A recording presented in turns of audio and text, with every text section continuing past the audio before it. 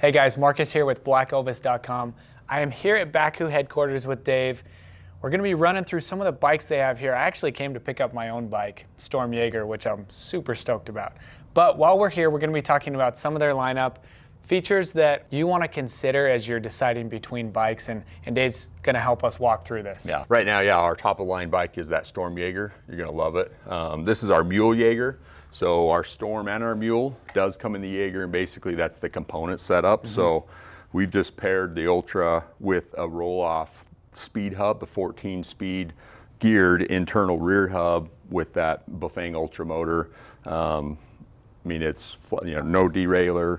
The gear ratio is about 533% reduction. I mean, it's a climbing machine. That's what I love about the roll-off hub is there's no derailleur.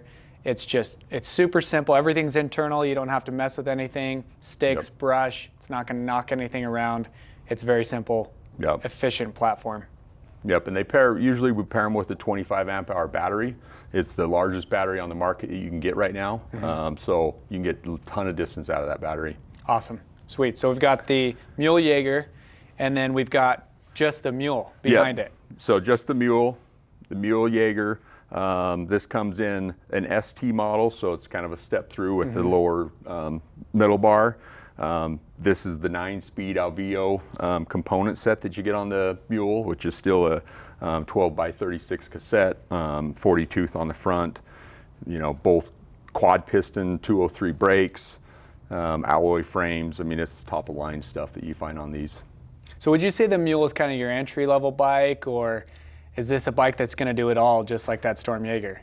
It's a bike that's going to do it all, yeah. I mean, it's definitely a little above the entry, but I mean, if someone really wants to put their money to good use, this is where they should spend it. $1,500, $2,000 on an e-bike is a lot of money, but it really is kind of the bottom of the barrel of bikes and components and stuff that you'll get on a bike. So you definitely want to invest wisely and get a good bike. So this is our new Scout. So it's the sport sleek design. You can still, for added options, you can get a rack, fenders for them. It's got the integrated down tube battery, 21 amp hour, 48 volts, quad piston hydraulics, air shocks on everything, rock shock. This is just, kind of like our, it's called the Scout, so just kind of want to head out for the days scouting around. This is the bike, just Cadillac ride. Absolutely. So. I was having a tough time deciding between this and the Storm Jaeger because they are very similar. This is the sportier version, but I opted, and maybe some of you can relate, but I opted to go with the bigger battery size, which is that 25 amp hour. 21 amps, I mean, that's still a lot of power. You're going to go a long ways with that. I used to ride a 17 amp hour, and I could go basically as far as I wanted. Like usually at 21, you can get a couple days hunting of 10 miles a day, 15 miles, and you add to 25 and you'll just add a couple more days before you have to charge. So, but yeah, and then the component setup, right? The Jaeger is the roll-off hub, and then the Scout does come with an 11 speed, the SRAM NX 11. So you're gonna get from a 12 tooth to a 44 tooth on the rear. They both have the lockout shock, so when you are climbing hills, you can lock that shock so you're not losing your energy in the suspension of the rear end. So, yeah, that's awesome. And then, so moving on to the Storm, right here, the biggest difference I see is that external battery instead of the internal that you see on the Scout. I mean, It's not going to affect you that much, I believe. Yeah, no, not too much. I mean, right now, the biggest you can go on the Scout is a 21 amp hour. You can go at 25 on the Storm, so you can upgrade it. It's a little bit beefier rear end. Does come with the racks, the fenders, kind of the off-road. It's going to help you carry a little bit more weight on that back. Yeah. Awesome. The suspension's a little beefier. They're both going to hold up well, 350 pounds on them. So. And this Storm comes with the normal derailleur and also the roll-off option, which is the Storm Jaeger. Correct, yep. And then we've got our newest and most exciting offering here. The Kodiak, by popular demand. Everybody really been talking about a dual hub bike drive.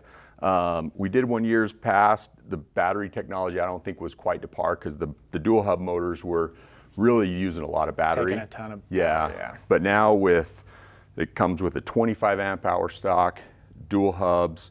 You're getting twice the traction. I mean, they really just blow up hills. The thing with these are, you know, like snow, mud, sandy trails, you're needing that front wheel to kind of help pull you through and guide you. I mean, these things handle that stuff like nothing.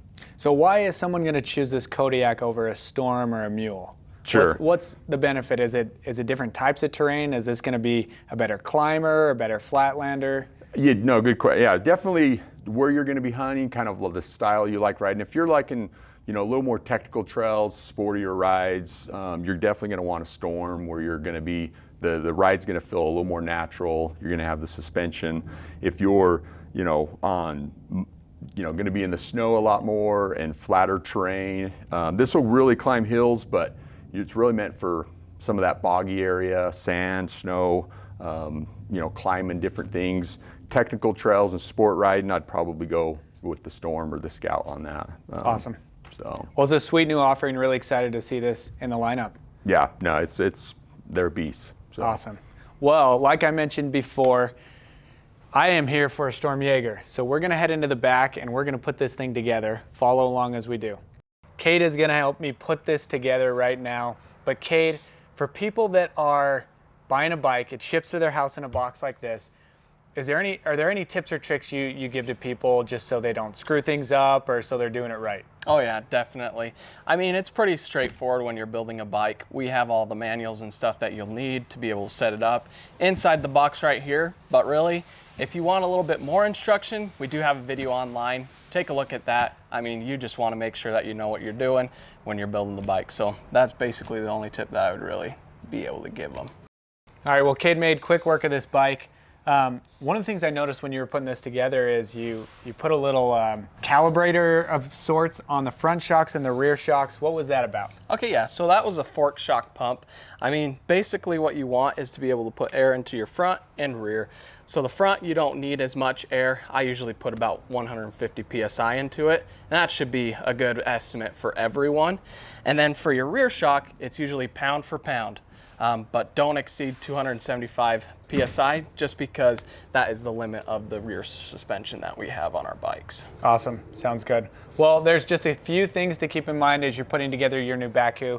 If you have any questions or comments, reach out, comment below, give us a call. We're happy to answer anything you might have. Thanks for watching.